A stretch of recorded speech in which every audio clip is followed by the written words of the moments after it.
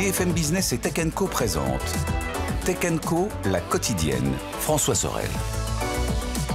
19h31 en ce mardi soir. Bonsoir à toutes et à tous. Bienvenue sur le plateau de BFM Business. Bienvenue dans Tech Co, la quotidienne. Vous le savez, on est là chaque soir, du lundi au jeudi, 19h30, 21h. Notez bien ce nouvel horaire. On commence un tout petit peu plus tôt, de 30 minutes depuis la semaine dernière. Et ce sera comme ça tout au long de cette saison. Très heureux de vous retrouver en tous les cas. Vous le savez, Tech Co, la quotidienne, c'est à la radio. Sur BFM Business, c'est aussi à la télé sur BFM Business. Et c'est aussi en replay et en podcast. Bienvenue à vous toutes et à vous tous. Avec au sommaire ce soir, dans Tech Co, la quotidienne. On va commencer par un outil invisible, mais qui nous change la vie, c'est la carte SIM. Eh bien, la carte SIM est peut-être en train de vivre ces derniers jours grâce ou à cause du nouvel iPhone qui va sortir. On va tout vous expliquer. On évoquera aussi cet éditeur d'images boosté à l'IA qui s'appelle Nano Banana de Google et qui est impressionnant, peut-être même mieux que Photoshop. On posera la question à nos experts ce soir.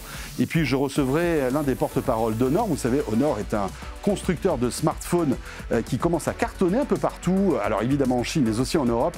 Ils ont sorti leur Magic V5 qui est un petit bijou technologique, un smartphone pliant ultra fin qui donne vraiment envie. On vous le fera présenter tout à l'heure sur le plateau de Tech Co, la quotidienne. Voilà, vous savez tout, en tout cas presque tout. Un grand merci d'être là et bienvenue. Tech Co, la quotidienne, le débrief de la tech. Et oui, le débrief de l'Actu Tech avec ce soir sur le plateau de Tech Co. Eh bien, nous avons Claudia Cohen. Salut Claudia. Salut François. La rentrée de Claudia dans Tech Co sur BFM Business. Ravi de te retrouver. Ravi également. Merci pour l'invitation. Encore. Journaliste à Bloomberg.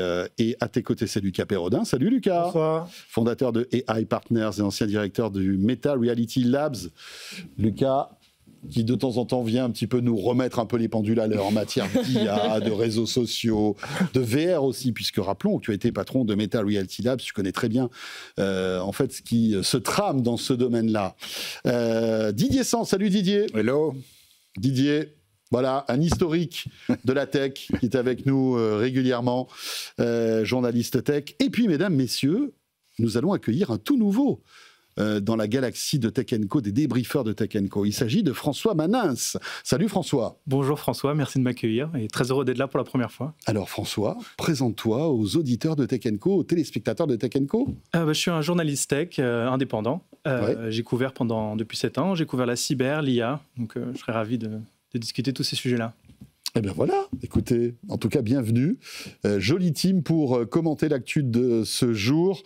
Avec, pour commencer, eh bien, la carte SIM. La carte SIM, franchement, c'est souvent un objet qui est associé à des galères, quoi. Quand on parle de carte SIM, en général, c'est pas bon signe. C'est que soit on l'a perdu, soit il faut en changer, etc., etc. Eh bien, tout ça est en train peut-être justement de disparaître. Parce que eh bien, la carte SIM a évolué depuis son arrivée il y a plus de 30 ans, hein, finalement, avec le GSM, pour devenir aujourd'hui, eh bien, intégré dans le téléphone, c'est ce qu'on appelle l'eSIM, et il y a même la iSIM qui arrive. Didier, tu voulais nous parler de ce sujet-là parce que l'iPhone 17 va arriver, et on le sait, Apple, depuis de très nombreuses années, pousse les opérateurs télécoms à enlever cette carte SIM pour que la SIM soit dans le téléphone directement et qu'on puisse choisir son abonnement directement depuis le téléphone. On n'est plus obligé d'aller dans une boutique ou sur le site de l'opérateur et d'attendre que la carte SIM arrive. Là, maintenant, tout se fait avec le téléphone. Et visiblement, Apple pousse un peu derrière les opérateurs. Oui, alors ils l'ont fait déjà, ça fait un bout de temps chez Apple, hein, depuis l'iPhone 10S, ça a commencé, et puis depuis l'iPhone 14, il y a une version de l'iPhone sans carte SIM qui est exclusivement eSIM, et là il est prévu qu'avec l'iPhone 17, y compris en Europe, on ait des iPhones uniquement SIMless, c'est-à-dire uniquement avec une carte SIM intégrée, c'est-à-dire sans plus c'est-à-dire qu'on n'est plus obligé d'ouvrir un petit tiroir, de mettre la carte SIM à l'intérieur. Elle est dans le téléphone. En fait, elle est dans les composants électroniques. Voilà. Donc, c'est une évolution, j'allais dire, logique, d'un point de vue économique, écologique, pratique, tout ce qu'on veut. Parce que d'abord, on n'est plus lié à un espèce de bout de carton qu'on était obligé, qu'on perdait une fois sur deux et qu'on mettait avec des aiguilles dans le téléphone. Enfin, c'était toujours très compliqué. Il fallait la commander. Et quand tu ne trouvais pas l'aiguille Là, c'était la galère. Tu prenais la boucle d'oreille de ta copine et voilà. Comment s'appelle l'aiguille? On l'appelle un bitonio, je sais, dans mon ancienne rédaction. Le petit instrument. Qui a pris le bitonio? J'imagine tout de suite la scène. Voilà. Et bref, donc il était normal que ça évolue et qu'on arrive à une solution plus logique, un peu comme la disquette est disparue en informatique, la carte SIM va disparaître dans la téléphonie et c'est pas plus mal. Alors ça a commencé, donc on l'a dit, avec l'eSIM, qui est en fait un composant qui est intégré directement au téléphone, donc ça s'active par un QR code ou par l'appli spécialisée, mais maintenant on va arriver encore mieux avec l'iSIM, comme tu disais. Donc c'est plus le SIM, c'est le I. Voilà.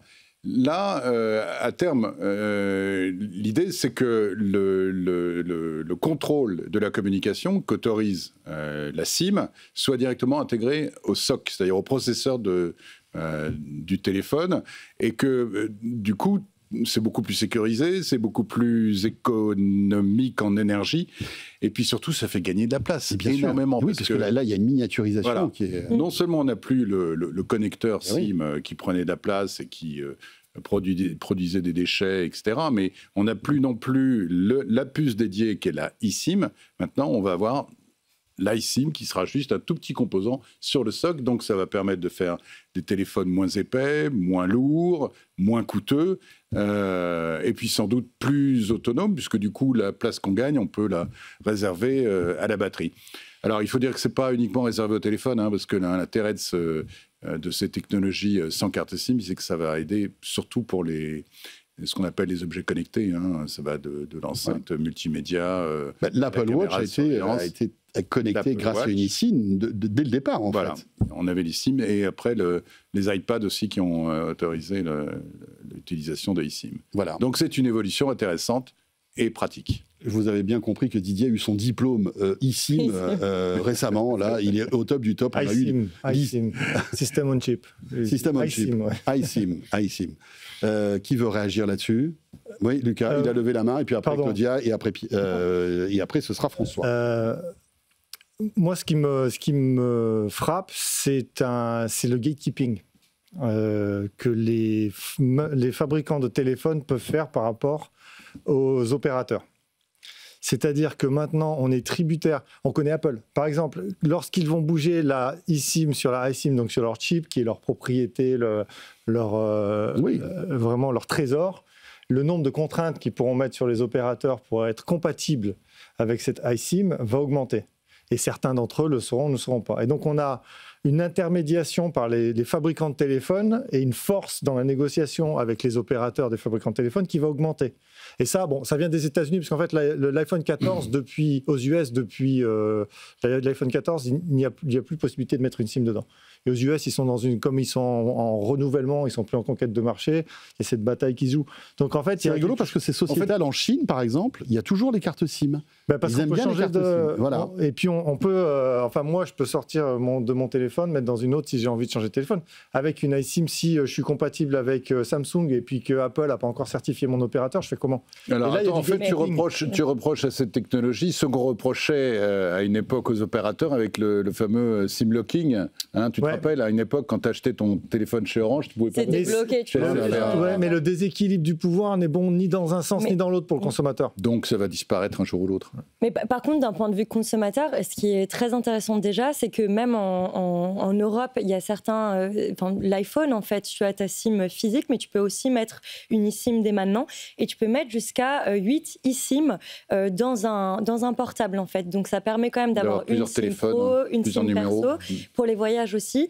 Et si on parle d'offres qui existent déjà sur le marché, vous avez l'opérateur Bouygues qui a lancé cette année une offre de eSIM qui est dédiée au voyage.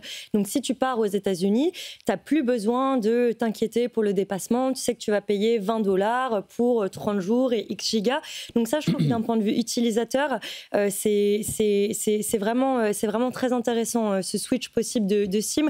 Et après, sur l'usage aussi, c'est assez facile, en fait. Ça va être une sorte de QR code aussi pour installer la SIM. Donc, c'est pas mal. Et c'est vrai qu'on rigolait avec le côté pas très pratique de la SIM physique, mais quand on réfléchit, c'était un peu la dernière partie du téléphone qui était très manuel finalement, et on se demande même pourquoi. Enfin, honnêtement, ça n'a pas été changé avant. François ? Et une des petites raisons, je peux compléter ce que le topo de Didier, il y a Tu aussi veux dire le topo, mais la keynote. La keynote. La keynote iSIM de Didier. Tout à fait. Le tonneau, De c'est un peu l'expert comme iSIM. le topo, c'est un peu comme ton bitonio tout à l'heure. C'est le fait qu'avec l'iPhone 17, on attend dans la gamme, les rumeurs parlent d'un iPhone le plus fin qu'on ait eu depuis que l'iPhone existe, et donc du coup, d'où le besoin de faire de la place. Et à l'époque où on veut mettre peut-être un processeur pour faire de l'IA, qu'on a toujours des téléphones avec des objectifs de plus en plus compliqués, ce petit espace gagné, ça peut être quand même très pratique. Ouais. Il n'y a que les opérateurs qui ne sont pas forcément contents. Ils n'ont pas le choix. Ils sont intermédiaires. Mais on est d'accord qu'ils ont essayé de gagner du temps. Oui. On le sait. Enfin, à une époque, je rebondis sur ce que disait Claudia, à une époque, quand tu partais à l'étranger, il y en a qui avaient des téléphones qui avaient 2 emplacements pour carte SIM. Il fallait mettre la carte de l'opérateur local, en plus de la sienne, etc. Donc eux, ils jouaient le jeu en disant on va prolonger le plus possible, on va demander... Parce que, en fait, là où ça devient fort, c'est que imaginez demain un monde sans carte SIM, avec tout en eSIM.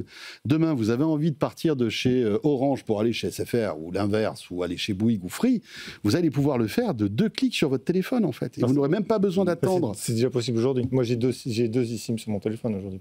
Tout à fait. Ça, c'est... Exactement. Mais c'est pas encore démocratisé mais c'est pas, quand même. c'est pas encore vraiment... Là, aujourd'hui, voilà... Puis il y a des téléphones qui sont pas compatibles aussi. Oui. C'est ça, en fait. Le truc, c'est... encore une fois, c'est l'intermédiation. La question, c'est est-ce qu'il y a des normes ? Est-ce que c'est obligatoire de rendre tous les réseaux accessibles dans un pays par un constructeur ou pas ? Est-ce que les constructeurs peuvent faire, encore une fois, du gatekeeping ? Apple, je vous garantis que quand ce sera sur leur chipset, les requirements techniques, les exigences technologiques qui vont envers les opérateurs, elles vont monter. Certains ne vont pas Donc tu veux dire qu'il se peut que certains opérateurs ne puissent pas apparaître sur l'iPhone. Un jeu de pouvoir, c'est le même jeu que celui de l'App Store. Ça va être un jeu de pouvoir, c'est un jeu de gatekeeping. Et c'est à ça que ça sert, parce que les histoires de batterie, etc., c'est vrai que ça gagne de la place, mais ça sert aussi à avoir du pouvoir sur les opérateurs. Et gageons que dans quelques mois ou quelques années, quand tout ça sera généralisé, il y aura en plus Starlink qui apparaîtra. Ouais. Tu sais, dans ton eSIM, tu pourras t'abonner à Starlink facilement. Donc c'est vrai que c'est un coup dur quand même pour les opérateurs télécoms. Qui ne veut pas plaindre quand même outre mesure. Non, mais qui ont retenu le truc au maximum. Mais là, bon, voilà... la brèche est trop importante. Ce qu'ils auraient pu faire, c'est s'entendre sur un standard qui fasse que ce soit compatible quoi qu'il arrive sans que le fabricant ait à décider. Le nouvel iPhone sera dévoilé dans une semaine. Tu seras avec nous, Didier ? Ah non, t'es pas là, je crois, le 9 septembre. Je ne sais plus. Je ne sais plus ce qui était prévu. Lucas sera là. Ouais, je viendrai défendre Android. Non, mais évidemment, parce que le 9 septembre, il y aura la keynote Apple qui présentera les nouveaux iPhones. Et vous savez que à chaque événement, alors que ce soit Apple ou autre, évidemment, on s'adapte et on vous propose de vivre en général ces keynotes en direct avec nos experts. Donc ce sera dans une semaine, tout pile, le 9 septembre, et on verra si cet iPhone 17 fait l'impasse sur la carte SIM. Tiens, ça sera très intéressant à suivre. Tiens, on a parlé d'Apple. Si on parlait de son concurrent de toujours, c'est Samsung. Samsung, dans un autre domaine, eh bien, celui de... Comment dire sa danse de séduction pour les États-Unis, parce que Samsung, c'est une boîte sud-coréenne, et peut-être l'avez-vous suivi, les taux de douane qu'ont décidé en fait les États-Unis pour la Corée, c'est énorme. Je crois que c'est 25%. Enfin, c'est très élevé. À cette heure-ci aujourd'hui. À cette heure-ci aujourd'hui, oui, parce que c'est vrai que ça peut changer de minute en minute. Et c'est-à-dire, j'imagine la complexité, le casse-tête que ça doit être pour toutes ces boîtes, de se dire, mais est-ce qu'on va anticiper une baisse, une pour hausse ? les livreurs aussi, tu sais, ici la Poste a dit on a besoin de quelques jours, on ne peut pas quoi avec les. D'ailleurs, la Poste a décidé de livrer aux États-Unis, d'arrêter. Exactement. Et les postes dans beaucoup de pays l'ont fait, C'est ça. Et donc, Samsung s'est dit, comment je peux sortir ma campagne de séduction auprès des États-Unis pour essayer de limiter ses droits de douane, parce que tout se deal avec Donald Trump. Effectivement. Juste une petite précision, il n'y a pas que les histoires des droits de douane. En fait, le problème, c'est qu'ils avaient une dérogation pour utiliser des technologies américaines sur leur chaîne de fabrication. La majorité de leur chaîne de fabrication, surtout pour les semi-conducteurs, est située en Chine. Et du jour au lendemain, donc hier... Monsieur Trump a dit non mais ça va pas, ils utilisent notre techno chinois, notre techno en territoire chinois, donc les dérogations sont arrêtées. Et c'est un vrai coup de bambou. De bambou, de massue, Voilà. pour Samsung, puisque l'essentiel de leur production dans ce domaine-là est fait en Chine. Et s'ils ne peuvent plus utiliser les technologies américaines, bah, du coup, ils sont obligés soit de demander à des chaînes de fabrication purement chinoises, soit de rester sur des technologies qui ne vont pas évoluer, puisqu'ils n'auront pas de renouvellement de leur dérogation. Donc, ils essayent, comme tu le dis, effectivement, d'amadouer Une petite danse du ventre. Les autorités. Avec un chèque. Les autorités C'est ça, en fait. Voilà, c'est ça. C'est juste le chèque. Et la tech américaine, elle ne peut pas tourner sans Samsung. Enfin, Samsung, ils font des disques durs. Mais ils sont partout. Personne Les ne peut mémoires. s'en passer, les composants. Ouais, c'est pas le problème. Hein. Donc, Ok, un moment, Mais dans l'iPhone, il y a combien de composants Samsung? alors dans l'iPhone, je sais Mais pas. il y en a plein. Mais il y en Ouais, a. Bah, il y a l'écran, Les il y a la écrans, mémoire, ouais, enfin il y a plein de composants Samsung dans tous les téléphones en fait. Mais c'est pas ça le problème, c'est sectoriel. Vraiment, on est dans le secteur du microprocesseur, des semi-conducteurs, et là, c'est un secteur que les autorités américaines veulent booster sur leur territoire, on le sait. Ils veulent renflouer Intel. Mais ça n'a rien à voir avec Trump. C'est le Chip Act, c'est Biden. Tout le monde avait déjà promis de faire des Chip Factory en Arizona. Elles sont construites. Ça prend 5 ans ou 10 ans à faire. Mais Je ne sais pas qui est à l'origine, mais le problème, c'est que... En fait, c'est Biden, mais Samsung faisait partie des entreprises qui étaient exemptées Exactement. de ces demandes de dérogation. ils avaient déjà annoncé avant. Donc maintenant, ils veulent accélérer la cadence, et le problème, c'est que Samsung est au milieu. Donc s'ils ne peuvent pas utiliser les technologies américaines, ils sont dans la... Ils veulent acheter mouise. du Intel. Dans la mouise, très Voilà. bien. Alors donc Samsung, ils se sont dit comment on va peut-être gagner des points de survie finalement aux US. Et si on investissait un peu dans Intel? Eh bien voilà. On en est là, les amis. Samsung pourrait mettre. Alors, je ne sais pas s'il y a eu des sommes qui ont été dévoilées, mais Samsung pourrait, François, je Je crois. crois que c'est 500 millions le chiffre que j'avais en tête. 500 millions. Le chiffre que j'avais en tête. D'accord. Mais enfin, vous savez qui veut Lucas. investir dans Intel aussi? Le gouvernement américain. Ouais. Oui. Mais ils ont déjà investi. Et ils se font traiter de communistes maintenant par les influenceurs républicains. Oui, parce qu'en fait, c'est comme si nationaliser Intel, finalement. Parce qu'en fait, Donald Trump a dit, et tu me coupes si je dis des bêtises, mais en fait, ils ont investi 10 milliards, je crois, de subventions depuis toutes ces années dans Intel. Et Trump a dit, mais attendez, on a donné 10 milliards à Intel, Il se passe rien, on va prendre 10%. Et puis Intel est voilà, en tout va bien. perdition. Et c'est un fleuron de l'industrie technologique américaine qui est en perdition. Leur PDG avant, celui qui est en train de se faire mettre la pression par Trump, Il Christophe s'appelle Schell. Lip Budtan. Ouais, mais celui d'avant, Christophe Schell, c'est un ami, donc je le connais, on en a parlé, maintenant il est parti en Allemagne. D'ailleurs, il était venu, il me semble, ici vous voir, Christophe Oui. Schell. Le niveau de pression qu'ils se sont pris, le niveau de, on va dire, d'influence irréaliste qu'ils ont pris est tellement monumental qu'aujourd'hui, je ne suis pas sûr qu'ils vont sauver Intel en faisant ça, quoi. Parce que Intel, ils ont un problème de retard technologique, ils ont un problème d'architecture de leur chipset x86, ils sont en train de vivre et mourir avec, et chaque fois qu'ils essaient de le mettre à jour, Alors que ça marche pas. ce qui est bankable, c'est la C'est technologie ARM. Voilà, c'est ça le problème. Et donc là, Samsung, pour revenir sur le sujet Samsung, certainement, ça va plaire à Trump qu'ils investissent comme le gouvernement américain dans Intel et donc qu'une boîte étrangère subventionne, entre guillemets, à travers son investissement capitalistique, un fleuron de l'industrie américaine, c'est bien, mais ça ne va rien résoudre pour Intel. Et Samsung, ils sont à l'abri d'un caprice demain, on passe de 25 à 50. Intel qui a d'ailleurs fermé son usine de fabrication en Chine. Ouais. Et inversement, TSMC qui a ouvert des usines Oui, aux aux États-Unis. États-Unis. Ils construisent à tour de bras depuis l'ère Biden dans le sud. Profite aussi du... Il y a SoftBank aussi qui a annoncé vouloir investir 2 milliards dans Intel. Ouais. Donc c'est intéressant. Mais après, il y a un intérêt limité aussi à... C'est plus politique, je pense. SoftBank, Oui. quand ils ont fait les Oui. 500 milliards d'annonces d'investissement, il avait amené le patron de SoftBank en lui disant non, pas 10 milliards, 20 milliards devant tout le monde. Je ne sais pas si vous vous rappelez. Enfin là, on est dans le cirque, on est pas Non, mais du tout c'est dans le vraiment. business, Ouais. hein. T'as l'impression d'être au marché en train de négocier des trucs. Mais quoi. t'es au marché en fait. Mais c'est de l'industrie. Ouais, mais là, c'est des sommes. C'est pas. Mais après, moi, je trouve la question la plus importante à se poser quand même, c'est que je veux dire, Donald Trump, il est là, mais dans 4 ans, il est plus là. Donc, il y a aussi la question de se dire, est-ce que la politique c'est pas derrière ressent... Oui, mais... C'est pas ce qu'il est en train de préparer. Mais il y a la question de la vision court-termiste aussi des choses et long-termiste, surtout dans l'industrie de la tech où ça prend, vous savez tout ça mieux que moi, des années, voire des décennies à refaire tout un écosystème de production. C'est-à-dire dans quelle mesure et combien tu mets en pensant court-termiste versus. Oui, c'est vrai que l'échelle de temps n'est pas la même. Non, mais finalement. l'inertie, tu peux changer des chaînes de production. Moi, j'étais dans le hardware pendant 17 ans chez HP. Et encore, on avait des assembleurs chinois, mais eux, ils fabriquent les chipsets. Enfin, l'inertie, construire une usine, c'est 6 ans.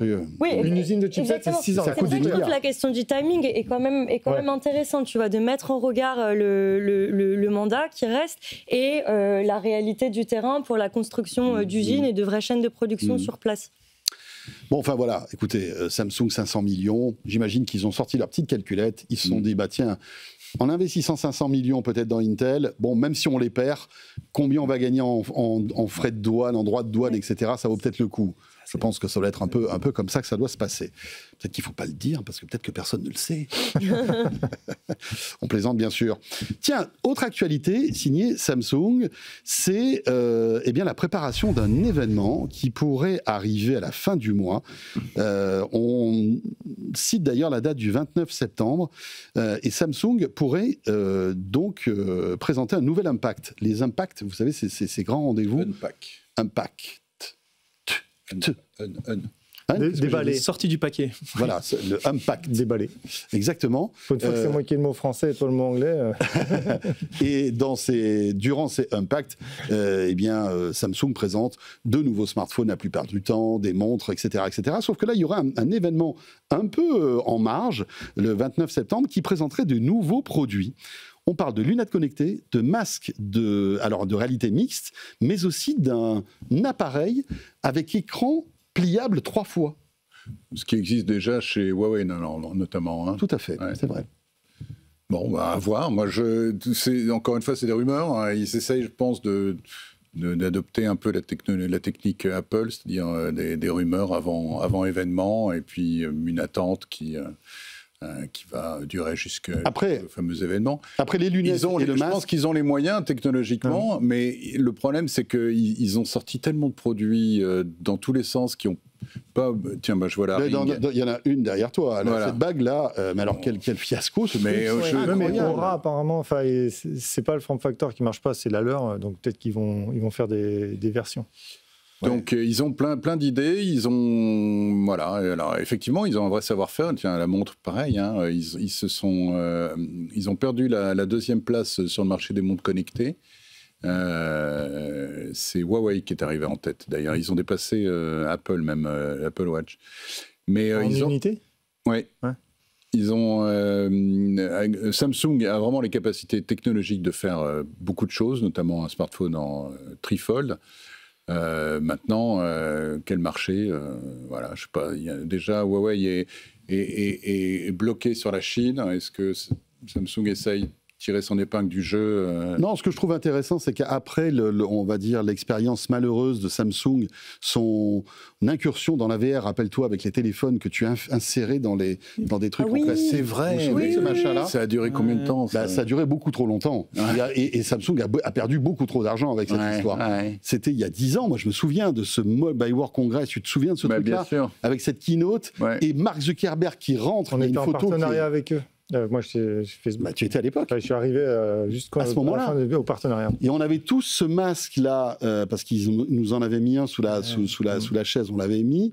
Et pendant ce temps-là, alors qu'on ne voyait pas ce qui se passait donc dans la vraie vie, Mark Zuckerberg rentre sur scène. Il y a une photo qui est incroyable d'ailleurs. Et donc là, Samsung revient, parce qu'évidemment, la technologie a évolué depuis, avec 2 produits qui pourraient être bankable quand même. Enfin, un surtout, la lunette connectée. Ouais.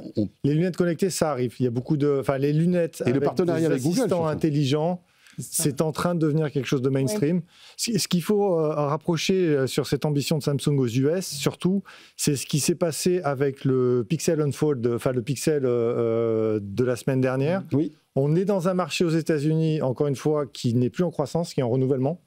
Et donc, on a des marques qui vont se battre extrêmement férocement pour faire passer des clients d'un OS à l'autre et d'une marque à l'autre. Et donc, ce déploiement de technologie sert à ça. On a vu Google qui a beaucoup parlé d'Apple pendant sa keynote aussi, en expliquant comment ils ont rajouté toutes les fonctionnalités dans Apple pour que ce soit sans douleur de passer d'un côté à l'autre.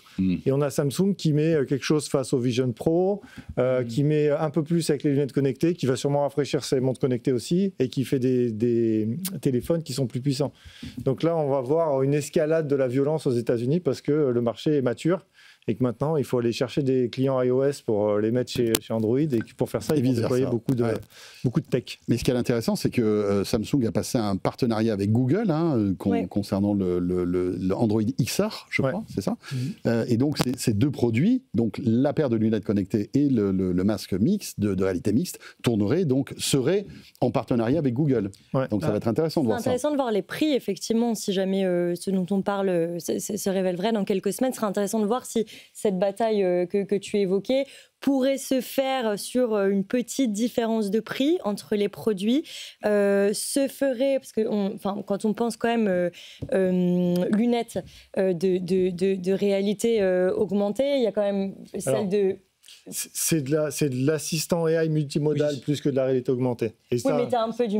Tu vois, il n'y a pas de projection, ou s'il y a de la projection. Avec les Ray-Ban de Meta. Les Ray-Ban Meta, il n'y a pas d'écran, en fait. Il n'y a pas de projection, il n'y a pas de réalité augmentée. Oui, mais du coup, un des produits que pourrait proposer Samsung serait en compétition avec ça.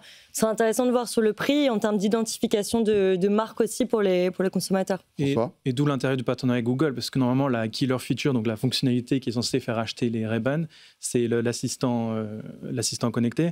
Moi, je sais que je les ai testés à la sortie, les lunettes Ray-Ban. Alors, c'est un très beau gadget, c'est joli, ça prend des photos. Mais on n'avait pas l'assistant parce qu'il y a des histoires d'IA, de blocage, ils avaient retiré leurs IA d'Europe. Alors, au final, si on n'a pas un bon assistant derrière, qu'est-ce qu'on en fait des lunettes? Pas grand-chose. Donc, moi, là, quand je vois Samsung se positionner, la question, c'est Samsung, mais avec quelle techno derrière, notamment quand on parle d'IA? Ça veut dire qu'ils vont être très dépendants de Google, d'intégration de Google. Est-ce que Google va leur passer la même chose si eux ont leur même produit? C'est-à-dire qu'on va voir le soft de Google sur Samsung et... C'est un stack Android. Voilà. C'est une offre produit Android connectée, parce que les lunettes connectées, ça arrive, les assistants lunettes, pas réalité augmentée, mais connectés. Mais je suis persuadé en plus que Google a dû financer tous ces produits avec Samsung. En plus. C'est un peu leur vitrine technologique. Et puis ça mange Apple. Et puis, oui. Ça mange des parts à Apple. Ça mange des parts à Apple. Alors, Apple qui n'a pas encore sorti de lunettes connectées. Il ne faut pas sous-estimer non plus le nationalisme aux États-Unis. C'est-à-dire que les Américains préfèrent acheter Apple plutôt que Samsung, longtemps appelé d'ailleurs Samsung. Comme étant le copieur. Apple, ils sont en train de se prendre un retour de bâton parce qu'il y a eu très longtemps un problème d'exclusion sociale, les bulles bleues, les bulles vertes. Moi, j'ai toujours été Android, donc je les ai jamais vus. Oui, mais et là, ils sont en train de se prendre un retour de bâton ils ont un problème de renouvellement par la génération suivante qui trouve ça ridicule. Enfin, c'est un truc de boomer entre guillemets maintenant pour les plus jeunes. Donc là, on est en train de voir un basculement, une maturité. Une boîte américaine. Samsung, c'est des Asiatiques. Ouais, après il y a Pixel qui est en train de prendre beaucoup de parts de marché. Google, c'est une boîte américaine aussi. Non, mais enfin, Pixel est loin encore de Samsung en termes de parts de marché. C'est dommage, parce que c'est bien. L'OS était incroyable. C'est surtout de très bons produits. Ouais. Il paraît que le Pixel 10 Pro XL, là, est top. C'est ce que tu as? Non, là, tu as le Fold, mais de l'année dernière. Ouais, oui, parce que ouais, mais bon, t'es pas terrible. Non, il est pas à la page. Ça, c'est une révolution bien sûr. dans l'utilisation. Tout à l'heure, on découvrira le Honor Magic V5, qui est hyper fin, ultra fin, impressionnant. Je sais que ça t'intéresse, tu pourras peut-être le manipuler tout à l'heure. Il est bientôt 20h, petite pause les amis, on revient pour notre deuxième partie de ce débrief avec François, Claudia, Lucas et Didier.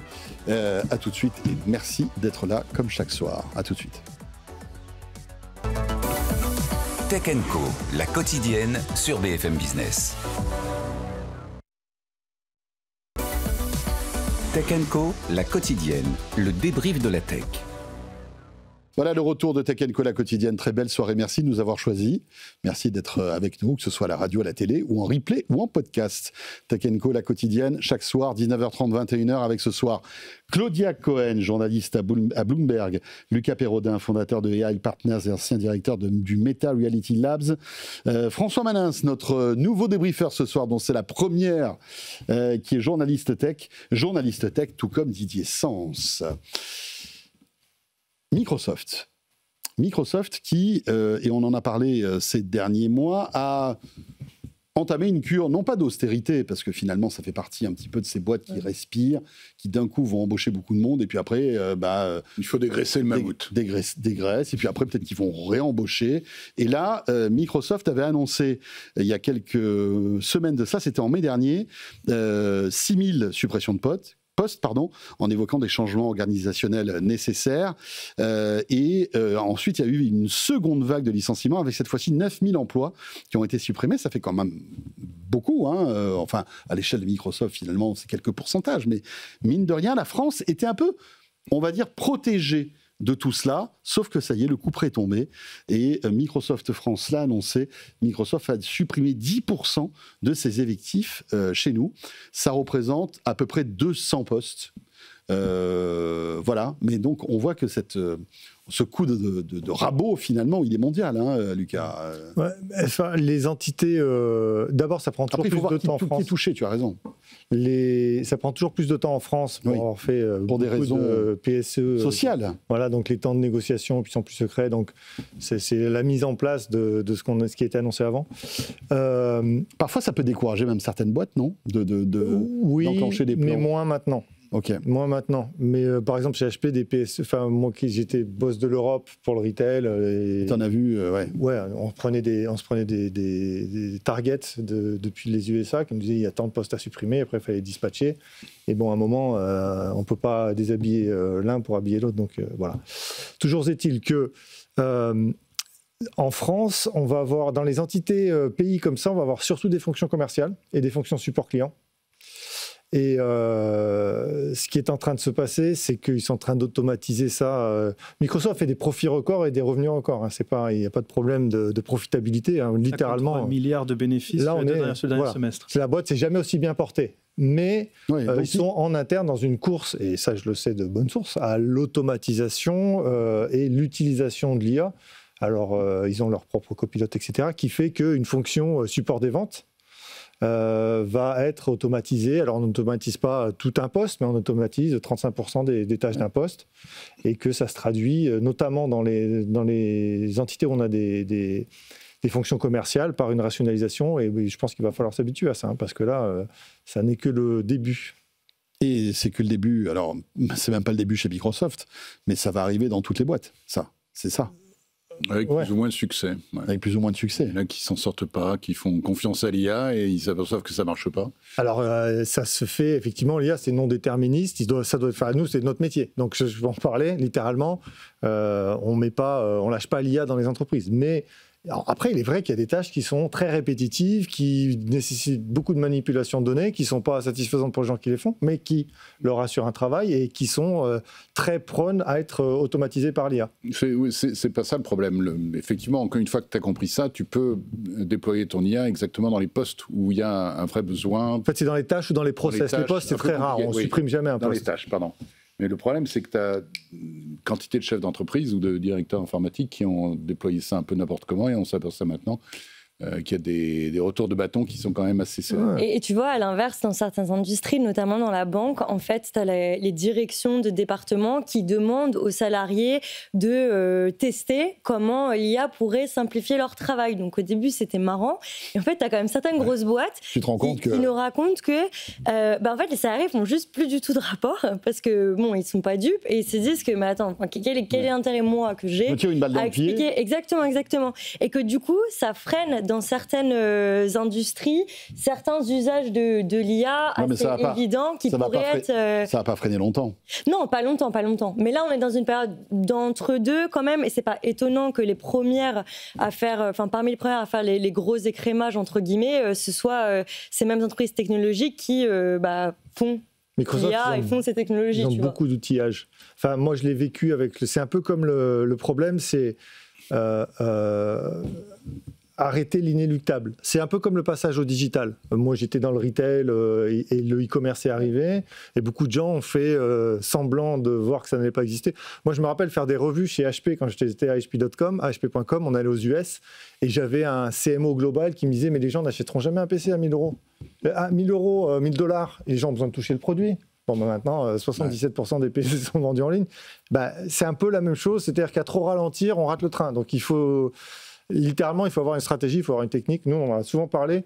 Ce qu'on peut conseiller à tous les gens qui nous écoutent, c'est à apprendre à utiliser des IA, à savoir prompter. Parce que ça, c'est une habilité qu'ils vont amortir dans leur vie professionnelle pour les 20 ans à venir. C'est et sur lequel l'entreprise ne te forme pas forcément. Donc alors, il y a des entreprises qui travaillent bien et qui embauchent AI Partner pour faire de la formation et fabriquer des agents. Mais tu vois, tu en as beaucoup. Bien joué, Lucas. C'est pas senti. Ça s'est pas vu. Littéralement, j'avais aucune intention. Non, mais non. Je n'ai pas fait une balle, c'est ce que tu fais, c'est ton job. Mais savoir prompter, ce sera savoir vivre dans un monde professionnel de demain et un marché du travail de demain. Je ne sais pas si vous avez suivi, mais ça bouge même au niveau des écoles. Il y a des élèves, alors je crois que c'est de 4e et de seconde, qui vont avoir des cours pour qu'ils comprennent l'IA et pour qu'ils aient des rudiments de prompt. C'est intéressant. Ça sera nécessaire. Et de toute façon, si on ne le fait pas, ils vont le faire eux-mêmes. Et ils le feront mal. Enfin, ils le feront bien ou mal, mais ils auront une courbe d'apprentissage qui sera moins maîtrisée. Mais tu vois, ça fait partie de l'éducation média 2.0, quoi, finalement.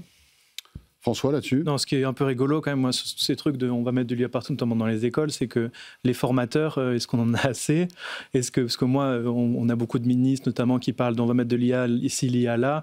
Est-ce que c'est des gens qui maîtrisent très bien le prompt? Parce que voilà, on parle beaucoup de prompt. Combien de personnes savent correctement prompter? Combien de personnes ont eu... Voilà, ces questionnements qu'on a, dès qu'on est dans le monde de l'entreprise, on se pose plein de questions parce que si on sort de la case, faut directement couper. Mais c'est hyper difficile. Il faut être tolérant avec tout le monde.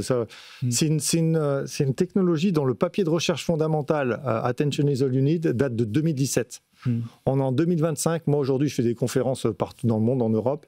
Première chose que je fais quand je fais une conférence, je dis qui a déjà utilisé l'IA? 80% de la salle lève la main.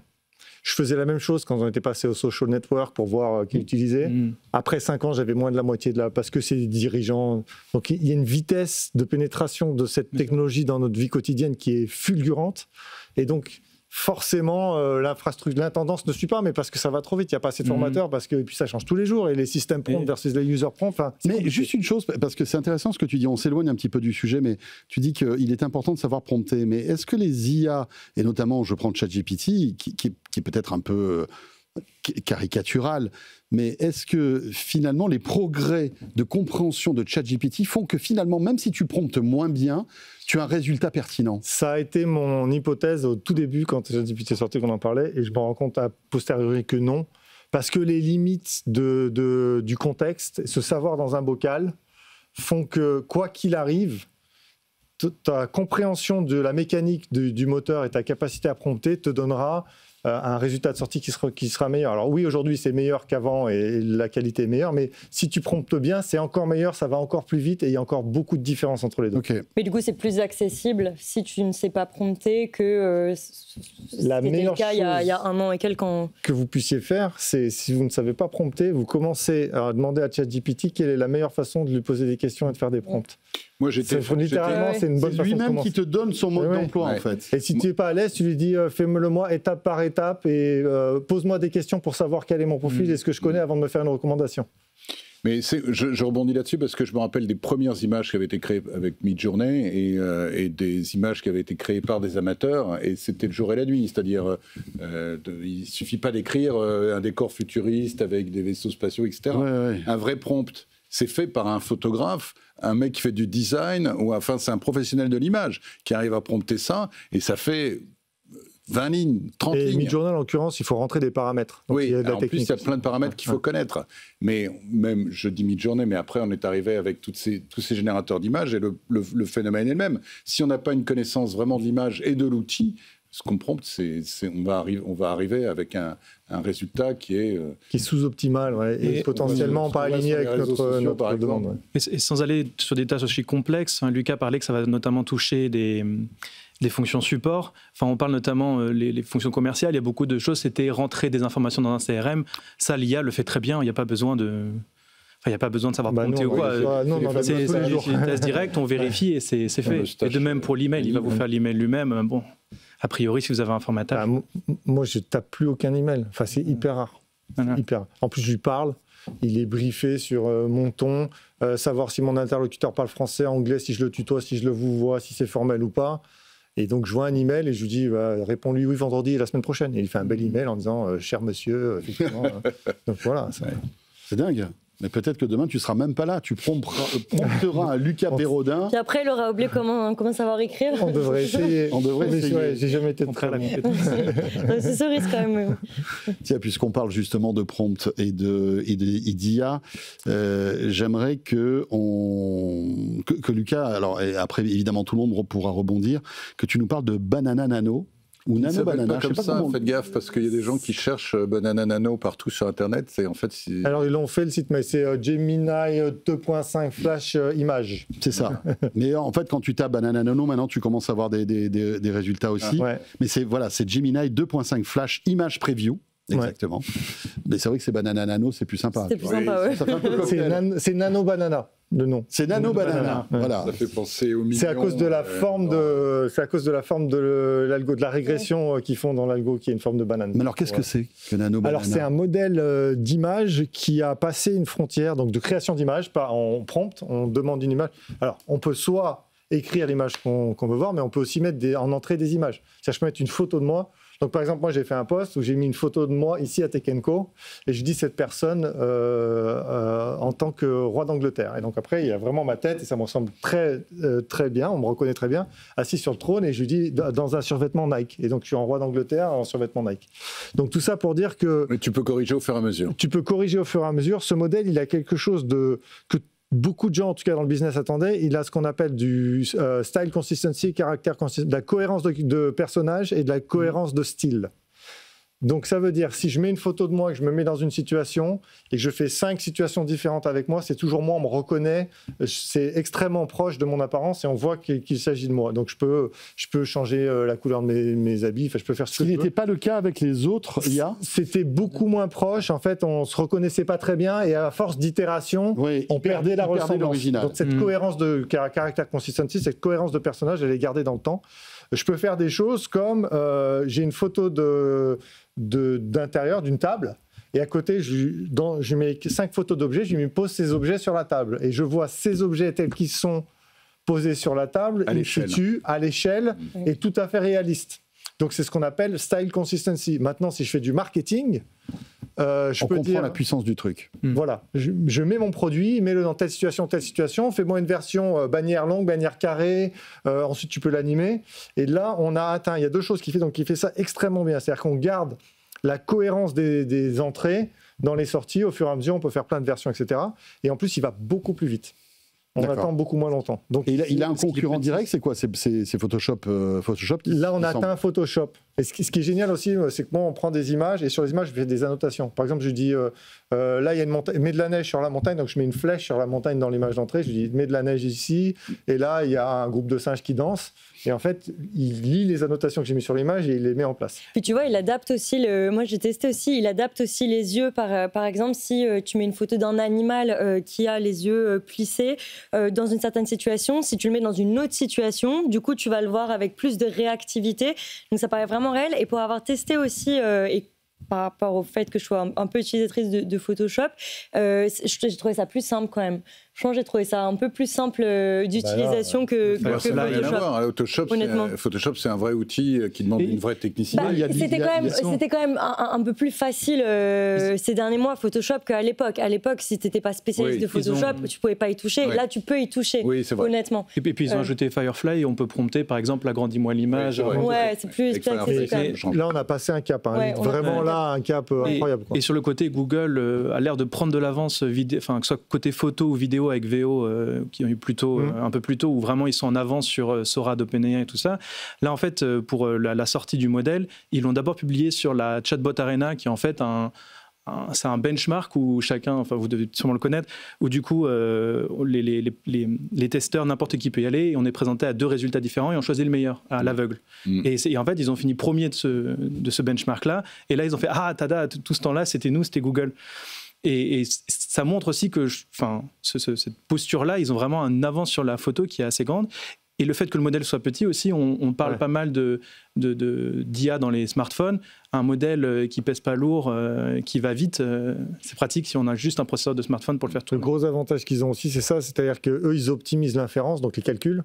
ça va beaucoup plus vite et ça coûte beaucoup moins cher. Parce que nous on s'en sert, alors les gens s'en servent dans leur assistant, mais nous, en application d'entreprise, on s'en sert avec ce qu'on appelle l'API.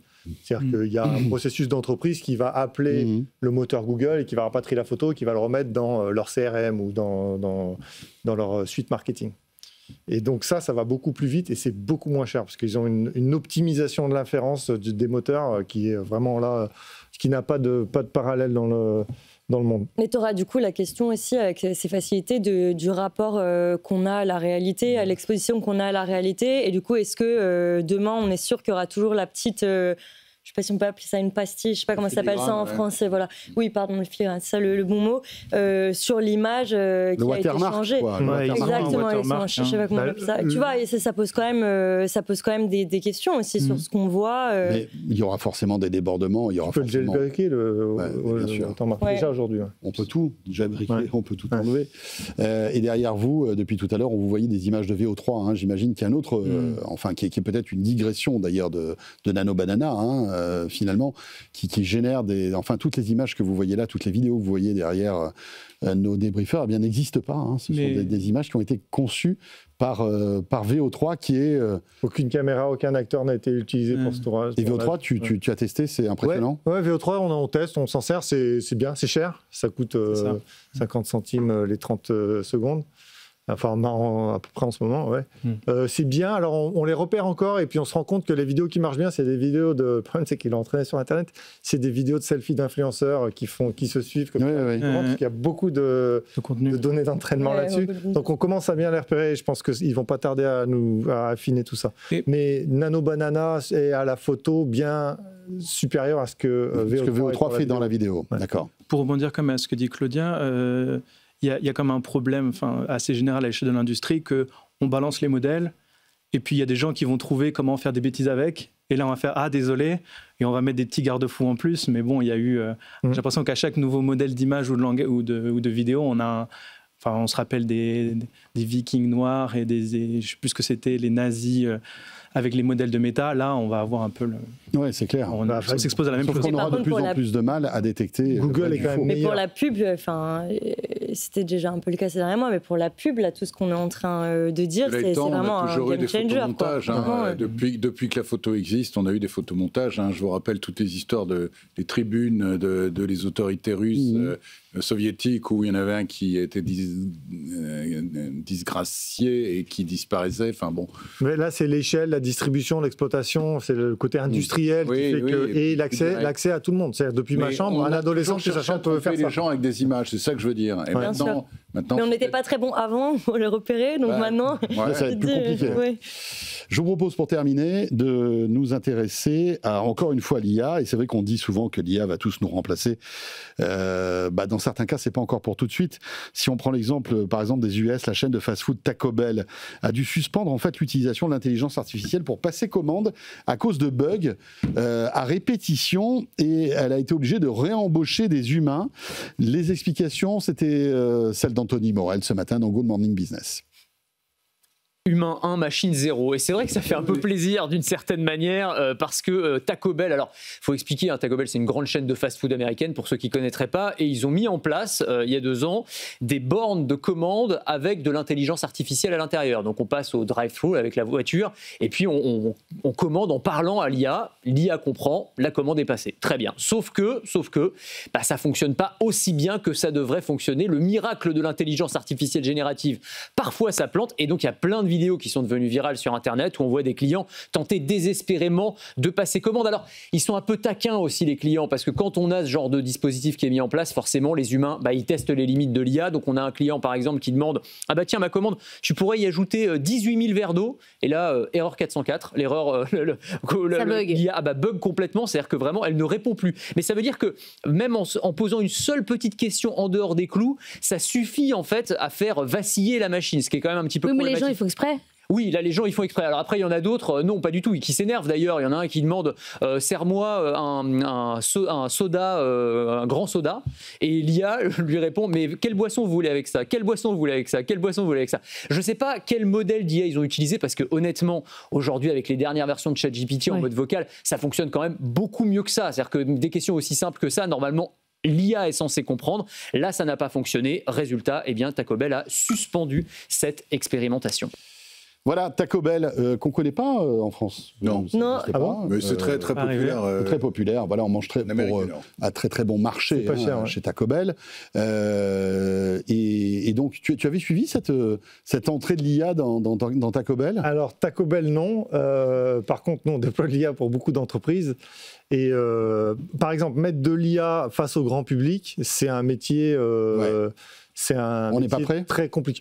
On est prêt dans certains cas d'usage et avec de la supervision humaine. Mais là, c'est vrai que pour commander des trucs... On avait eu le cas avec la reconnaissance vocale. Vous vous rappelez les premiers automates quand on téléphonait ou même dans les gares, quand on achetait un ticket, il y avait des automates vocaux qui marchaient une fois sur 10. C'était un vrai cauchemar.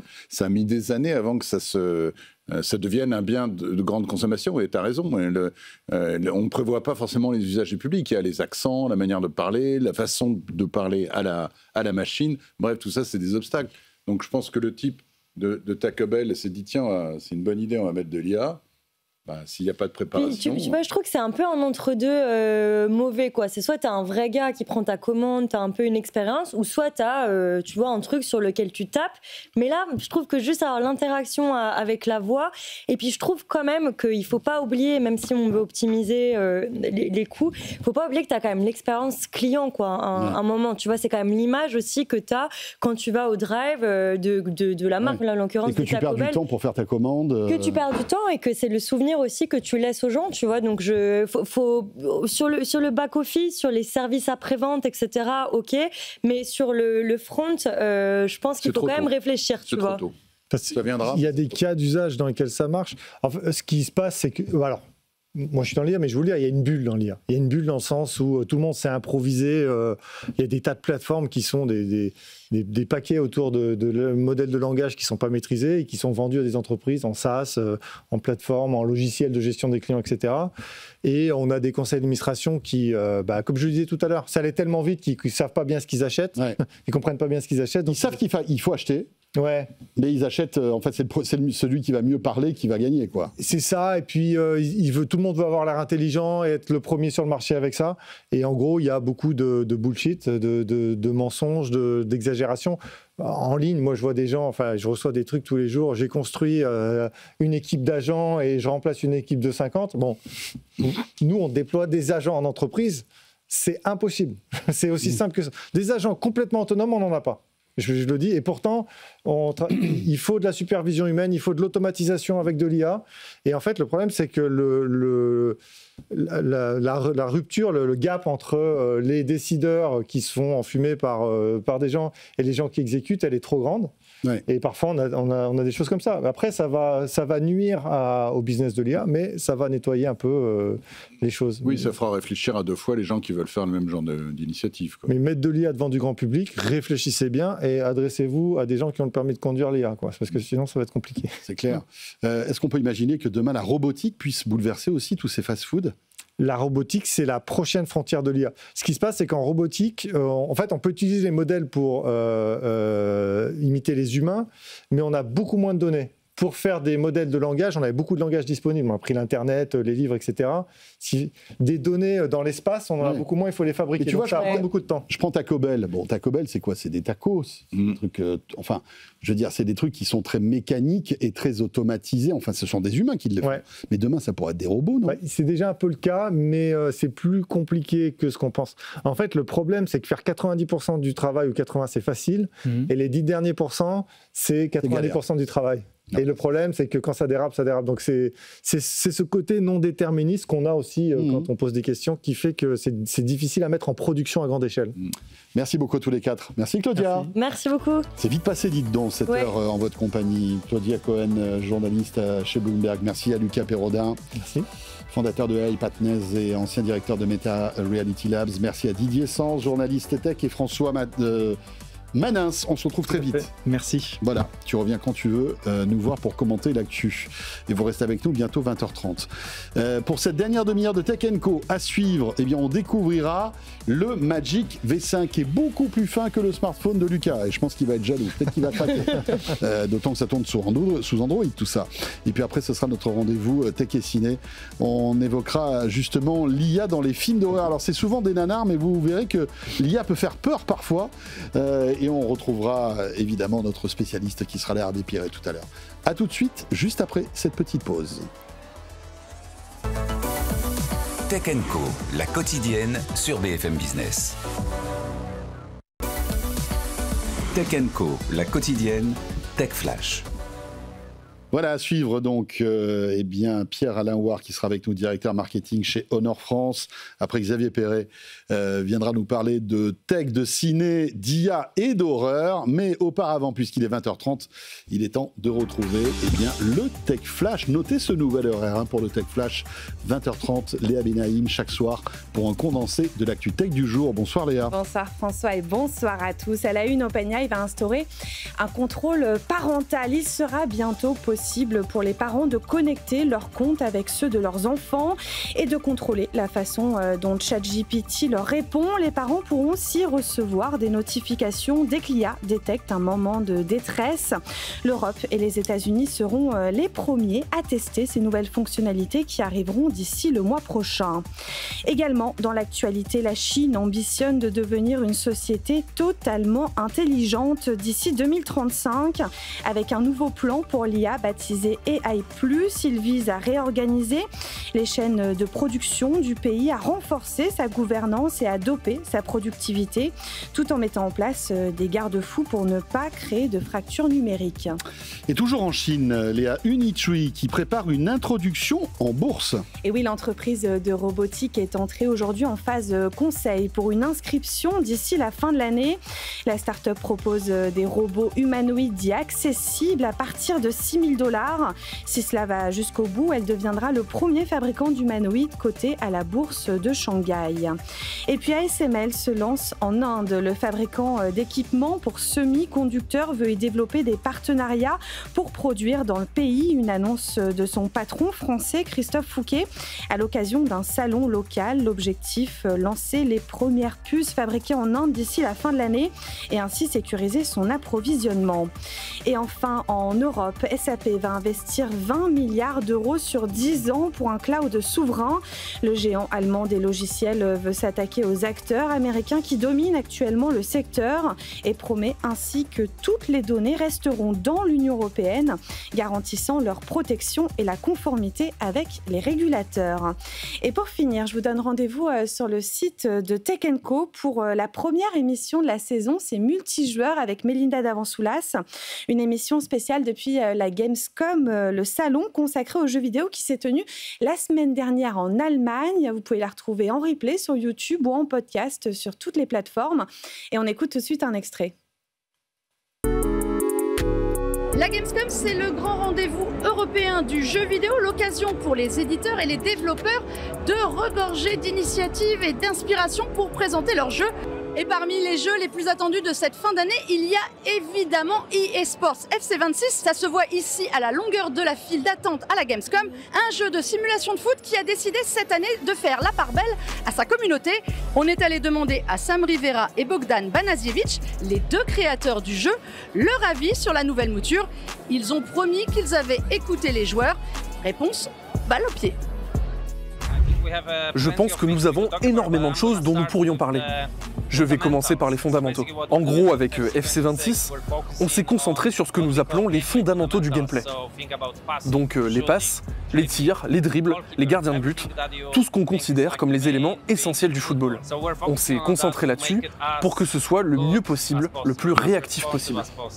Voilà, retrouvez Multijoueur ainsi que beaucoup d'autres émissions dédiées à la tech et bien sur la chaîne Tech & Co que vous pourrez retrouver sur les box opérateurs, mais aussi sur la chaîne YouTube de Tech & Co et sur le site de Tech & Co, bien évidemment. À noter aussi, chose relativement nouvelle, vous pouvez retrouver Tech & Co, votre émission Tech & Co la quotidienne chaque soir, dès le lendemain en replay sur la chaîne YouTube de Tech & Co. C'est bien pratique pour que vous puissiez nous regarder depuis votre appli YouTube à la télévision ou sur votre smartphone. 20h34, on va parler smartphone justement avec cette démocratisation du pliant. Enfin, pas tout à fait encore démocratisation, mais on s'en rapproche. Tech & Co, la quotidienne, l'invité. Avec Pierre-Alain Houard qui nous a rejoint. Bonsoir Pierre-Alain. Bonsoir François. Directeur marketing Honor France. Rappelons-le, Honor, constructeur de smartphones chinois, qui a quelques années été en fait un spin-off de Huawei. Et puis à l'époque où les tensions géopolitiques sont arrivées en Chine et ont, on va dire, handicapé Huawei, Honor a décidé de casser tout... on va dire, tout rapport avec Huawei pour justement s'émanciper et devenir aujourd'hui... et devenir quoi, en fait ? Dans le marché du smartphone, Honor, ça représente quoi ? Oui, alors on a pris notre envol il y a à peu près 3 ans maintenant, donc on est à 100% indépendant.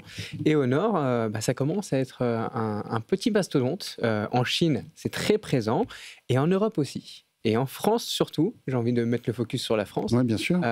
Écoutez, ça fonctionne bien. On a plus de 1,6 million de Français qui nous font confiance. 1,6 million de Français qui ont acheté un Honor depuis ces 3 ans. Donc c'est déjà bien.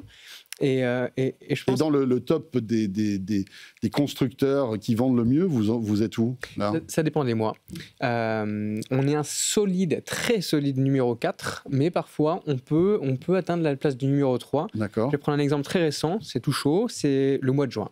C'est un mois qui est capital pour la vente de smartphones, parce que c'est la veille des départs en vacances. Donc il y a beaucoup de gens qui renouvellent leur téléphone avant de partir, etc. Exactement. Et sur ce mois de juin, chez les 4 opérateurs historiques, donc Free, SFR, Bouygues et Orange, chez ces 4 opérateurs, on était numéro 3. Il y avait Samsung, Apple et ensuite Honor. Incroyable. Qu'est-ce qui explique cette montée en puissance à votre avis ? Alors, on va expliquer, bien évidemment, là on va parler du pliant, mais vous n'avez pas que ce modèle, parce que ce n'est pas évidemment le gros de vos ventes, parce qu'on en parlera tout à l'heure, c'est un produit haut de gamme qui coûte très cher. Mais aujourd'hui, comment se positionne en fait Honor ? Vous vendez quoi ? Plutôt des moyens de gamme, du bas de gamme, du haut de gamme ? On performe très bien sur le segment, je n'irai pas jusqu'à dire premium, à 800 € et plus. Mais par contre, sur le 400, 600 €, on est très présent, on est un très bon acteur. Et je pense que ce succès, on le doit surtout par rapport au bouche à oreille. Les clients, nos consommateurs, nos utilisateurs sont très satisfaits de nos produits et ils le recommandent autour d'eux. Alors, ce qui est intéressant, c'est que Honor vient de sortir son nouveau flagship. C'est un peu dans le pliant qu'on voit un petit peu le degré d'innovation technologique des constructeurs de smartphones.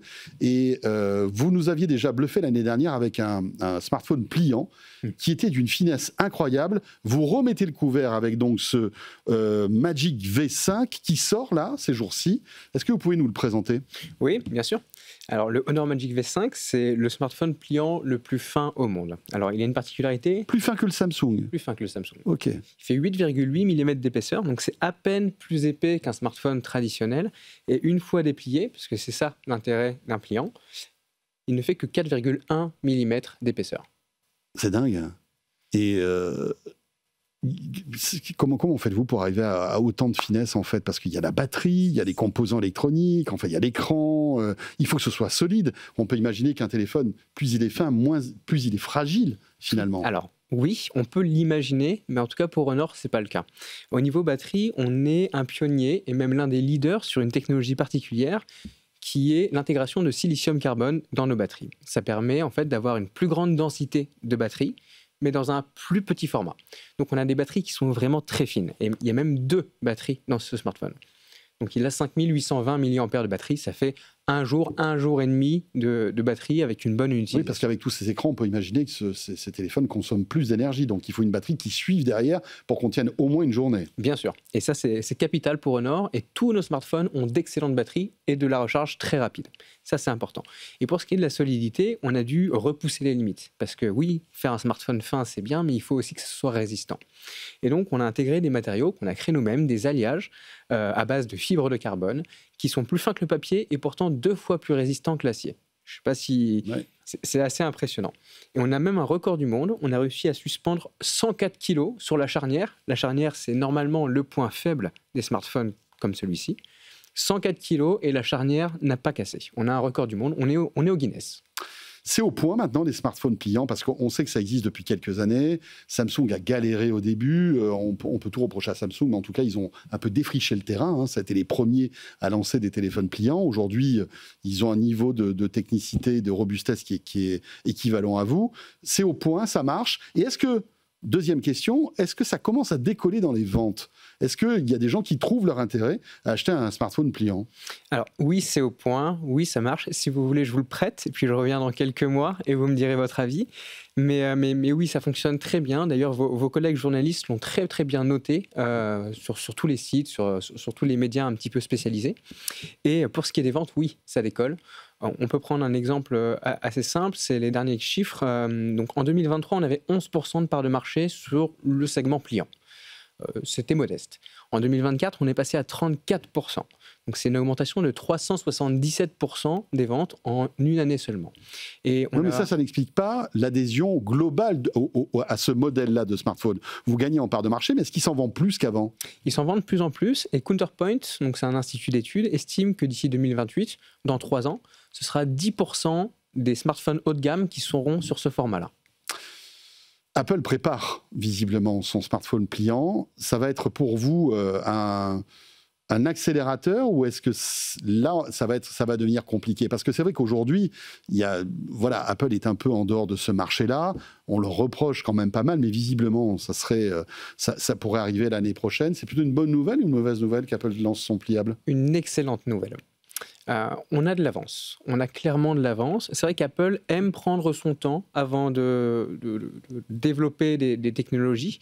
On a une avance considérable. On a aujourd'hui le meilleur smartphone pliant du marché, le plus fin, le plus solide, le meilleur appareil photo, tout ce que vous voulez. Et on sait que quand Apple va arriver, ça va permettre une démocratisation de cette technologie. Mais parce qu'on peut imaginer aujourd'hui qu'il y a plein de gens qui se disent « Oh là là, j'ai un iPhone, j'en ai marre, je veux un pliant. » Je passe chez Honor, par exemple. Tout à fait. Et là, demain... si Apple sort son pliant, ils se disent « Ah, c'est chouette, je vais laisser tomber mon iPhone et je vais prendre le pliant. Je vais rester dans iOS. » Tout à fait, c'est une vision des choses et certains le feront comme ça. Et d'autres personnes se diront « Ah tiens, un smartphone pliant, ça a l'air pas mal, je vais me renseigner un peu plus. Je vais regarder ce qui se fait ailleurs. » Je vais regarder l'état de l'art. Exactement. Et ils vont se rendre compte qu'on a une vraie avance et qu'aujourd'hui, les meilleurs smartphones pliants, c'est Honor qui les propose. Le prix de ce type de produit, est-ce que ça évolue, le prix d'un smartphone pliant, depuis ces dernières années ? Certaines marques le font évoluer. Nous, on essaie de le stabiliser. On est à 1 999 €, qui était le même prix que le Honor Magic V3. Il est disponible bien sûr sur notre site internet avec, en offre de lancement, 300 € de réduction et aussi un stylet offert puisqu'il est compatible avec le stylet. Et vous pourrez, si vous avez envie de l'essayer, le trouver chez Bouygues Telecom puisqu'on a signé une exclusivité de distribution physique avec Bouygues Telecom. On est très fiers de cette exclusivité. Et donc, vous pourrez le découvrir dans les boutiques Bouygues Telecom. Donc, c'est pas donné, c'est du très haut de gamme. Le sens de l'histoire, c'est que ça devienne un jour abordable, le pliant. Ça sera possible, à votre avis ? Comme toutes les technologies, au début, c'est réservé à une certaine niche, à des personnes qui ont des grands moyens. Puis ça commence à se démocratiser. C'est pareil pour, par exemple, le LCD, le plasma, les voitures. Toutes les technologies, au départ, sont très élevées d'un point de vue prix et se démocratisent après. Autre tendance dans le monde du smartphone, qui est peut-être liée justement au Fold, c'est la finesse des téléphones. Samsung a son téléphone ultra fin, je crois que Oppo en a un, peut-être que vous en avez un aussi. Est-ce que vous suivez cette tendance en fait de faire des smartphones ultra fins ? Encore une fois, pour parler d'Apple, il semblerait que soit dans les tuyaux, là, un iPhone Air ultra fin aussi. Vous allez surfer aussi sur cette vague des téléphones très très fins ? Notre priorité, c'est pas forcément d'écouter le marché, c'est de répondre aux besoins des consommateurs. Aujourd'hui, les seuls smartphones ultra fins qui ont été lancés ont des défauts. Ils font des impasses, ils passent à côté de certaines fonctionnalités, notamment l'appareil photo qui est moins bon, puisque étant donné qu'il est très fin, on n'arrive pas à mettre autant de technicité dans l'appareil photo. Exactement, et aussi la batterie. Et comme je le disais en préambule, Honor a une grande importance envers la batterie. La batterie, c'est capital. C'est la raison pour laquelle vous changez votre smartphone, parce que la batterie, elle ne tient plus. Notre batterie, elle tient, et en plus, elle permet de recharger très rapidement et elle tient toute la journée. Et c'est ça qu'on veut garder, absolument. Donc si un jour on se lance sur ce marché de l'ultra fin, ce ne sera pas au détriment de la batterie. Pierre-Alain, dernière question. C'est vrai que ces derniers mois, on nous a survendu le smartphone boosté à l'IA, augmenté avec l'IA. Enfin, tout le monde s'y met, avec plus ou moins de bonheur. Maintenant que vous avez un peu de recul, quelles sont les premières conclusions que vous tirez de cette intelligence artificielle qui a été énormément marketée par les constructeurs? Est-ce que c'est du bullshit? Est-ce que ça sert à quelque chose? Quel est votre point de vue là-dessus? Oui, ça sert. Est-ce que c'est du bullshit? Je pense que les usages sont encore un peu méconnus et qu'il y a beaucoup de fonctionnalités IA qui ne sont pas encore connues du grand public, mais qui vont se faire connaître. Et je pense que l'avenir de l'IA est certain et que ça va aller encore plus loin et qu'un jour, ça deviendra un élément d'achat et que certaines personnes refuseront d'acheter un smartphone s'il n'est pas boosté par IA. Parce qu'aujourd'hui, il y a plein de gens qui disent, bah voilà, j'ai acheté un Samsung ou je ne sais pas quel appareil avec de l'IA, je m'en sers pas, quoi. J'imagine que certaines personnes ne se rendent pas encore compte de ce que l'IA peut leur apporter, mais c'est parce que d'autres usages vont arriver avec le temps, d'ici quelques mois, notamment l'IA agentique, qui permettra de demander par exemple à son assistant de réserver une table sur... j'ai envie d'un restaurant italien. Allez, allons manger italien juste après. Je demande à mon assistant, trouve-moi une table pour aller chez un restaurant italien. L'assistant va aller lui-même sur Booking, il va aller regarder lui-même les notes, il va lui-même regarder s'il y a de la disponibilité et il va nous proposer une table à réserver. Et ça, pour moi, c'est quelque chose qui va nous faire gagner du temps à tous. C'est pratique, c'est utile. C'est Google qui est évidemment en avance là-dessus. J'imagine que vous bossez avec eux, avec Gemini. On bosse, on travaille Honor. Très étroitement avec Google. Évidemment, Gemini est disponible dans les outils Honor, dans les smartphones Honor, mais on va au-delà, puisqu'en fait, on a un plan d'investissement de 10 milliards de dollars pour développer aussi nos propres usages d'intelligence artificielle. Voilà, donc vous l'avez ici sur ce plateau, il est vraiment impressionnant, le Magic V5, le smartphone pliable ultra fin, et selon Pierre-Alain, c'est le plus fin du moment du marché. On va bien voir ce que ça donne, en tout cas ça donne envie. Merci beaucoup. Merci à vous. Pierre-Alain Ouar, directeur marketing chez Honor France. Il est 20h45, direction, comme chaque soir maintenant, la rédaction de Tech & Co. Tech & Co, la quotidienne, la chronique techandco.com. Et Salomé Ferrari nous a rejoint sur ce plateau. Bonsoir Salomé. Bonsoir. Et l'IA donc continue à se démocratiser dans les écoles et les universités. On en parlait un petit peu hier. Et la preuve, selon une étude récente, 85% des étudiants américains utilisent l'IA générative dans leurs études. Mais alors, à quoi ça sert vraiment dans l'éducation, l'IA, Salomé? Contrairement à ce qu'on peut croire, les étudiants n'utilisent pas forcément l'IA pour tricher ou pour faire les devoirs. Il y a quand même un quart qui admettent... Un petit peu quand même. Un quart qui effectivement l'admettent, selon l'Inside Higher Ed. Mais ils sont bien 85% à l'utiliser régulièrement. Alors c'est surtout pour faire des quiz, pour essayer d'avoir des petites idées aussi de quoi écrire quand même, et aussi pour essayer de lui faire parler un petit peu comme un professeur, pour essayer de lui poser des questions. Alors, l'IA est aussi utilisée pour faire des recherches avancées. Il y a d'ailleurs une petite différence entre les étudiants du privé et du public, parce que ceux du privé utilisent plutôt des modèles très avancés, ceux qui sont plutôt payants. Alors forcément, la plupart des universités interdisent quand même l'IA pour faire les devoirs, etc. Mais les étudiants expliquent en avoir absolument besoin, notamment face à la pression des bonnes notes des parents, et aussi les temps parfois très courts pour rendre leurs devoirs. Ouais. Alors par contre, aussi assez logiquement, ils sont totalement contre l'utilisation d'outils pour détecter si on a utilisé l'IA ou non. Mais par contre, 97% sont pour le fait qu'on mette des règles un petit peu plus strictes quand même pour encadrer l'IA. Oui, parce que utiliser autant l'IA maintenant qu'elle se démocratise, est-ce que ça n'a pas un impact sur le niveau scolaire? Alors selon l'étude, non. Le bilan d'expérience montre que plus de 50% des étudiants expliquent ne pas avoir vu d'effets négatifs ou même positifs sur leur capacité d'apprentissage. D'ailleurs, on a OpenAI et Google qui ont déployé des modèles de raisonnement qui permettent par exemple de générer des questions pour essayer de les faire un petit peu réfléchir et pas de leur donner directement la réponse toute faite. Mais cette étude reste du déclaratif, donc ça reste à prendre avec des pincettes. Surtout qu'on a d'autres études qui nous montrent un petit peu le contraire, notamment celle du MIT, qui explique que les IA ont tendance à créer un engagement cérébral plus faible. Ils conseillent d'ailleurs de ne pas donner des IA à des enfants trop jeunes pour éviter de développer l'esprit critique, en fait, d'éviter de développer l'esprit critique. Je vais y arriver. Non, mais c'est vrai qu'en fait, voilà. Il ne faut pas qu'il y ait trop de paresse intellectuelle à ne plus rien faire. Parce que si on a la réponse directement toute faite, on réfléchit plus. On écrit et... Exactement, réfléchis plus. C'est pas terrible. Merci beaucoup Salomé. Si vous voulez en savoir plus sur cette étude, eh bien, direction le site de Tech & Co. Merci. 20h48, on va terminer avec notre rendez-vous Tech et Ciné, le premier de la rentrée, qu'on est content de retrouver Xavier Perret. Tech Co, la quotidienne, Tech & Ciné.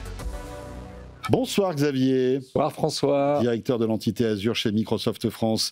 Xavier qui depuis plus de 3 ans maintenant vient régulièrement dans Tech Co nous parler de l'association entre la science-fiction, des films parfois qui ont 20 ans, 30 ans, 40 ans, 50 ans, et puis notre actualité technologique. Et parfois, il y a des réalisateurs, des scénaristes qui avaient une vision en avance sur tous ces sujets. C'est ce que tu nous racontes tous les mois dans Tech Co. Et ce soir, tu as décidé de revenir sur non pas un film emblématique d'anticipation, comme tu le fais souvent, mais justement sur un film médiocre d'horreur qui traite de l'IA. Et tu vas nous expliquer pourquoi c'est révélateur en fait de notre relation à la technologie. Oui, exactement. On va parler de films d'horreur ce soir. Effectivement, on va presque parler d'un nanar que j'ai regardé cet été. C'est un film de 2024. Voilà. Si je te dis évidemment intelligence artificielle méchante, tu penses à quoi? Qu'est-ce que ça peut être IBM, HAL. Voilà, 2001 Odyssée de l'espace, Stanley Kubrick, Terminator, évidemment. Moi, je vais te parler d'un film qui s'appelle L'IA du mal. Bon, déjà, le titre, c'est pas gagné. Afraid avec AI au milieu.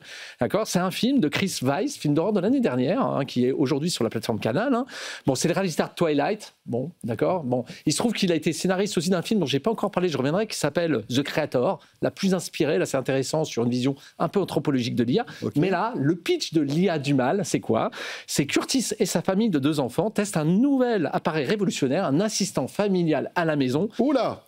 Aya, qui est doté de capacités de langage évoluées. Voilà, on devine, une IA vocale, donc avec une voix féminine sans corps, c'est pas un robot, qui va analyser les comportements de la famille, qui doit devancer les attentes de la famille, qui va tellement les devancer qu'il va vouloir les contrôler à la maison, y compris en dehors, y compris dans les réseaux sociaux. Voilà, donc ça va évidemment pas être terrible, il va vouloir faire le bien de la famille, quoi qu'il arrive, quoi qu'il en coûte. Voilà, c'est un message clair avant. Avant, finalement, on avait des esprits, on essayait d'exorciser. Ouais. Là, ce qui nous fait peur en ce moment dans la tech, c'est l'IA. Donc, il va falloir exorciser l'IA. Voilà un peu ce qui ressort. Pour rappel, il y a 2 ans, il y avait un autre film qui était sorti qui s'appelait Megan. Megan, c'est une poupée. C'est pas une voiture. Une poupée IA. Non, c'est pas ça. C'est avec un H au milieu. Ouais. Voilà, tu as raison de le préciser. Il y a une poupée robot qui, pareil, va faire tout pour si elle se met entre toi et son maître, on va dire, derrière. C'est un peu l'IA psychopathe, quoi. Voilà, c'est l'IA psychopathe. En 80 minutes, on avait Chucky, pour ceux qui aiment. C'était aussi Chucky, un esprit méchant. Voilà. Elle était pas donc, jolie. Il semblerait qu'aujourd'hui, on a plus peur de l'IA et de la tech que de la religion dans les films d'horreur. Alors, qu'est-ce que tu as trouvé dans ce film d'intéressant sur l'IA? Parce que tu dis que c'est un nanar, mais c'est intéressant, malgré tout, de voir ce qu'il projette. Exactement, parce qu'en fait, même s'il n'est pas original, même s'il est plein de poncifs derrière, c'est même d'ailleurs risible d'écouter. Pour un auditeur de Tech Co, je pense que c'est assez intéressant d'écouter, parce que j'ai noté quelques petits trucs. Voilà, il dit « Bonjour Aya », dit le père de famille, l'IA répond « Hello world ». C'est très original. Super. Voilà.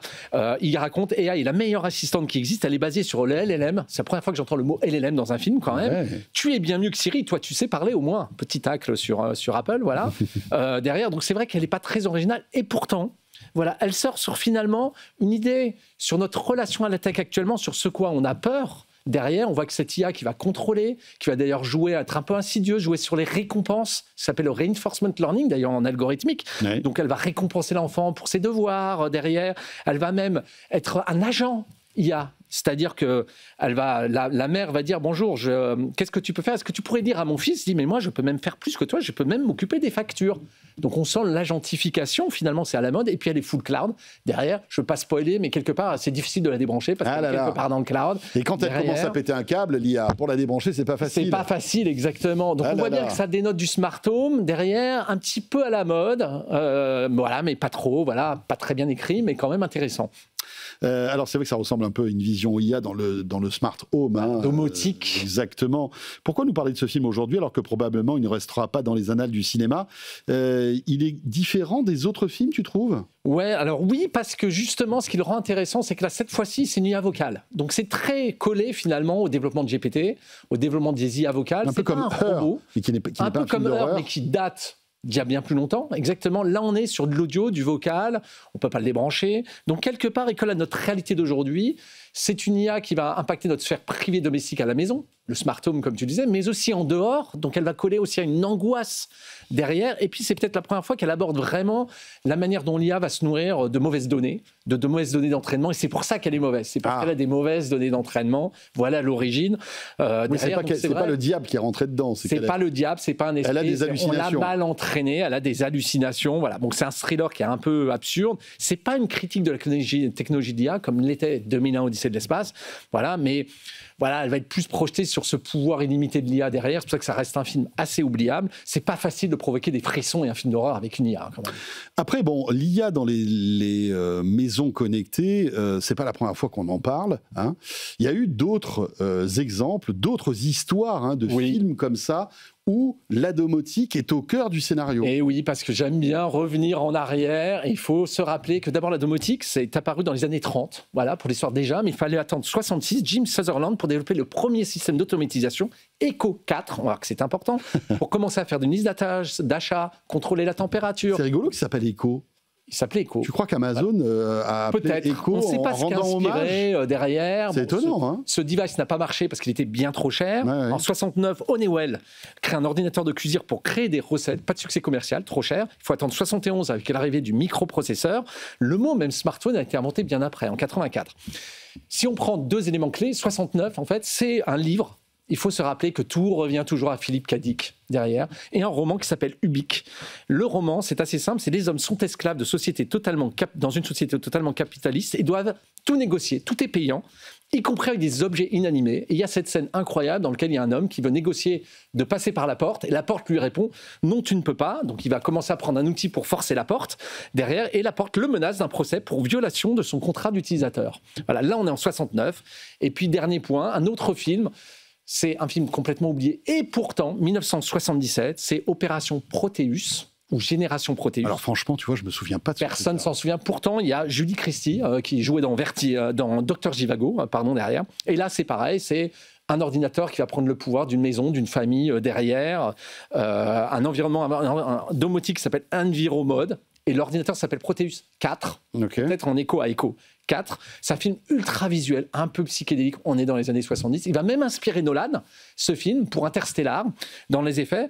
Et ce qui est intéressant surtout, c'est que c'est la même histoire derrière. Elle est juste avec des technologies anciennes. Ouais. Là, c'est l'époque du X10, pour ceux qui savent. C'est-à-dire les premiers systèmes domotiques qui ne marchaient pas du tout. Il n'y avait pas de Wi-Fi, c'est des câbles électriques, etc. Évidemment. Four total derrière. Mais on sent derrière que ce film, il a capté, visuellement, de façon psychédélique, quelque chose que finalement on reprend des années 50 ans après, simplement. C'est dingue.